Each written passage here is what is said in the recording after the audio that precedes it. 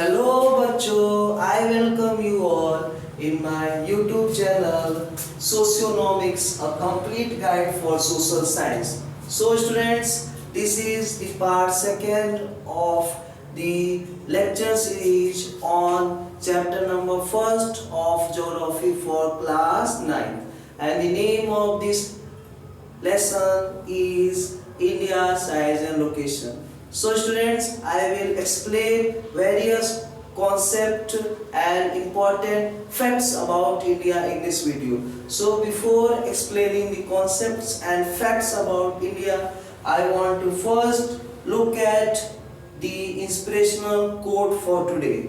And the inspirational quote for today is that the way to get started is to quit talking and start doing. बच्चों, इसका मतलब ये है कि किसी भी काम को करने का सबसे बढ़िया तरीका है कि आप बात करना छोड़ करके काम को करना शुरू करो। बच्चों, यदि आप लगातार प्रयास करते रहोगे तो असफलताएं मिलेगी, लेकिन एक समय ऐसा जरूर आएगा जब आप सफल होगे। बच्चों, आप याद रखिएगा बच्चों, असफलता में आपको किसी का साथ मिले या ना मिले, लेकिन सफलता जब आपको मिलेगी तो सारा दुनिया जो है आपके साथ खड़ा रहेगा। तो बच्चों, इसी इंस्पिरेशनल कोट के साथ मैं अब आपको कॉन्सेप्ट और फैक्ट्स को एक्सप्लेन करने जा रहा हूँ। तो सबसे पहले बच्चों, हम लोग बात करेंगे 4 एक्सट्रीम पॉइंट्स ऑफ इंडिया के बारे में। तो इंडिया का जो 4 एक्सट्रीम पॉइंट है वो कुछ इस प्रकार से है। नॉर्थ में जो इंडिया का एक्सट्रीम पॉइंट है उसका नाम है इंदिराकुल, जो कि जम्मू एंड कश्मीर में है।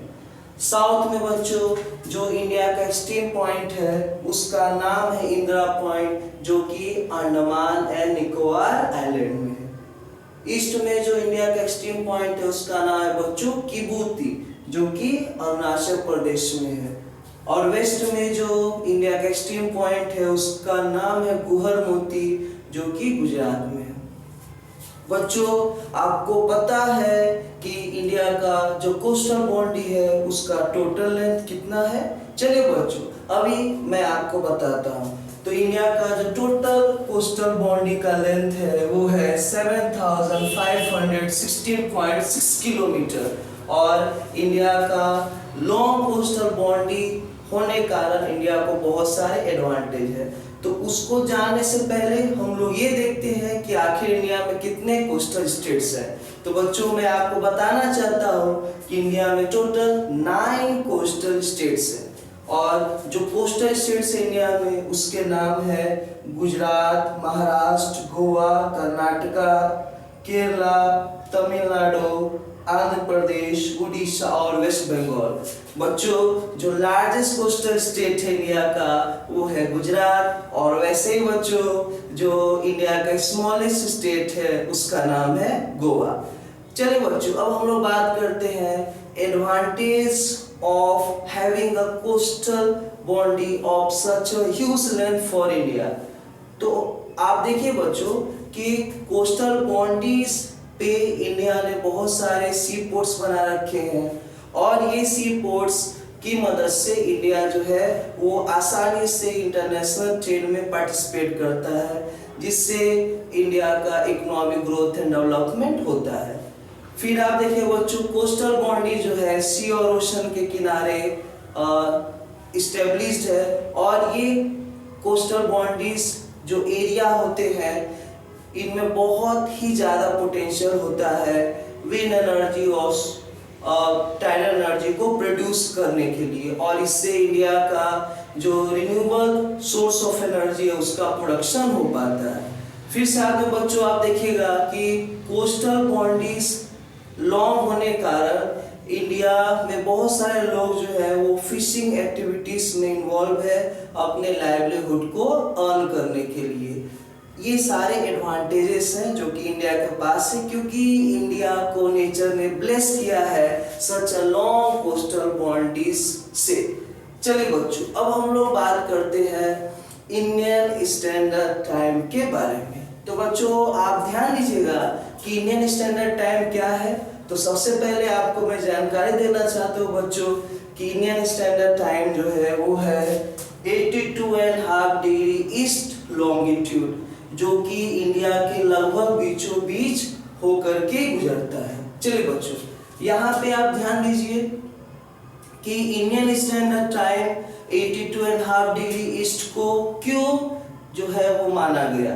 तो बच्चों, इस कॉन्सेप्ट को समझने के लिए आपको यह समझना पड़ेगा कि इंडियन स्टैंडर्ड टाइम बनने से पहले इंडिया में क्या प्रॉब्लम थे। तो आप देखिए बच्चों कि उसको समझाने के लिए आपको कुछ पहले से कॉन्सेप्ट क्लियर होना चाहिए।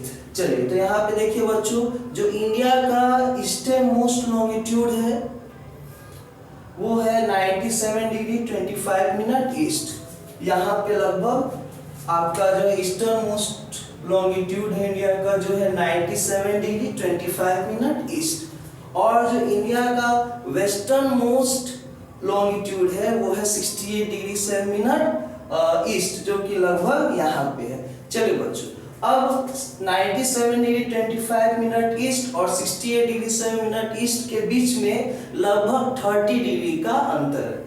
बच्चों, आपको पता होना चाहिए अर्थ जो है वो रोटेट करता है अपने एक्सिस पे, और अर्थ जो है वो 4 मिनट में 1 डिग्री रोटेट करता है।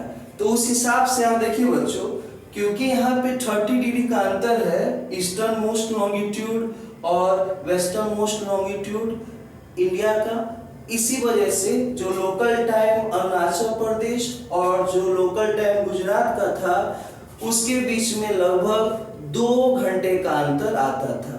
जब आप 30 डिग्री को 4 से इंटू करोगे तो आएगा 120 मिनट, और 120 मिनट बच्चों कितना होता है 2 hours.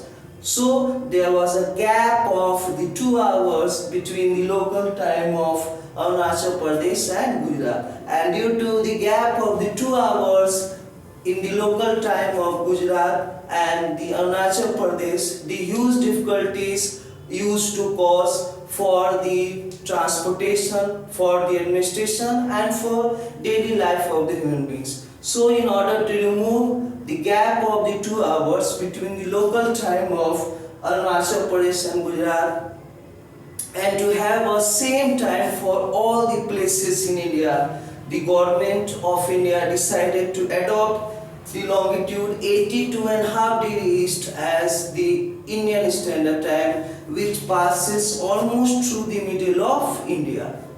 So students, this 82.5 degree east longitude passes from the district called the Mirzapur in the state of Uttar Pradesh. Students, the Indian Standard Time passes from the 5 states, and the name of these 5 states are Madhya Pradesh, Odisha, Uttar Pradesh, Chhattisgarh and Andhra Pradesh. So these are the 5 states through which the Indian Standard Time, which is 82.5 degree east longitude, passes. So students, in order to have the same time for all the places in India, we adopted 82.5 degree east as the Indian Standard Time.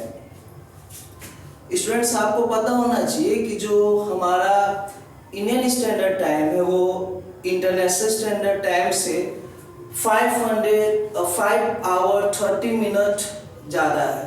अभी ऐसा इसलिए क्योंकि India जो है वो international standard time के east में located है, और जो भी कंट्री इंटरनेशनल स्टैंडर्ड टाइम या फिर प्राइम मेरिडियन के ईस्ट में होता है उसका जो टाइम होता है वो ज़्यादा होता है, और इस वजह से इंडिया का जो स्टैंडर्ड टाइम है वो इंटरनेशनल स्टैंडर्ड टाइम से 5 आवर्स 30 मिनट ज़्यादा है। चलिए बच्चों, ये बात हुई इंडियन स्टैंडर्ड टाइम के बारे में। अब हम लोग बात करते हैं बच्चों इंडिया के नेबरिंग कंट्रीज के बारे में। तो आपको पता होना चाहिए बच्चों कि इंडिया जो है बहुत सारे नेबरिंग कंट्रीज के साथ अपना लैंड बाउंड्रीज को शेयर करता है। तो बच्चों आइए अब हम लोग देखते हैं कुछ कंट्रीज के नाम जिससे इंडिया अपने लैंड बाउंड्रीज को शेयर करता है।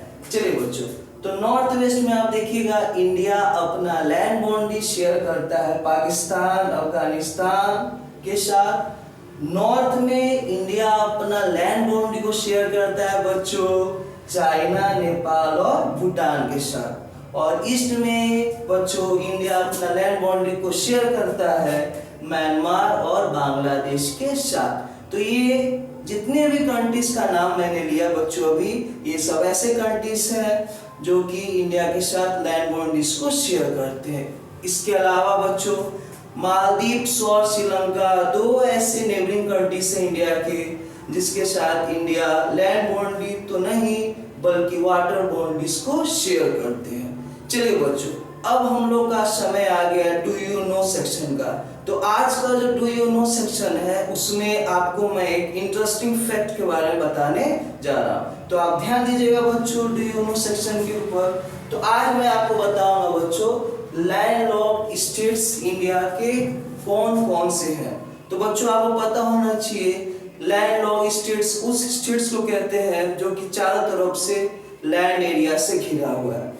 तो इंडिया में 5 ऐसे स्टेट्स हैं जो कि चारों तरफ से लैंड एरिया से घिरे हुए हैं और इन स्टेट्स का कोई भी इंटरनेशनल बाउंड्री भी नहीं है। तो उन स्टेट्स के नाम है हरियाणा, तेलंगाना, झारखंड, मध्य प्रदेश और छत्तीसगढ़। ये 5 ऐसे राज्य हैं बच्चों जो कि लैंडलॉक्ड स्टेट्स हैं इंडिया के। और ये ऐसे स्टेट्स हैं जिनका न तो वाटर बॉडीज के साथ कोई बाउंड्री है और ना ही इनका कोई इंटरनेशनल बाउंड्री है। तो ये सभी जो है लैंडलॉक्ड स्टेट्स हैं इंडिया के। तो बच्चों I hope that you enjoyed my video and if you got any information from my video and if you understand whatever I just taught you in this video, then don't forget to subscribe my channel, share my channel and like my video. So I will come with the next concept and topic of this lesson. Till then, keep supporting my YouTube channel and the name of my YouTube channel is Socionomics, a complete guide for social science. So till then, bachcho, bye bye to all of you. Take care, stay safe at your home during this time of pandemic.